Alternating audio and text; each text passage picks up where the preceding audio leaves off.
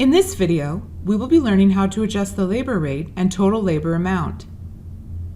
While in the write-up window, click on the Jobs button at the top of the main window. This will bring up the Jobs window.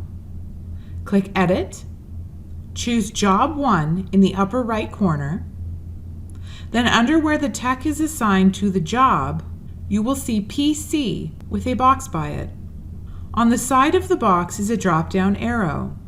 Click the drop-down arrow and choose 8, Override Cost or Labor Total. Using the Tab key, move to the next field. You can change the rate, which will also change the total labor. Or you can change the total labor, which will change the rate. When you've completed your changes, click OK. Congratulations! You have successfully learned how to adjust the labor rate and total labor amount.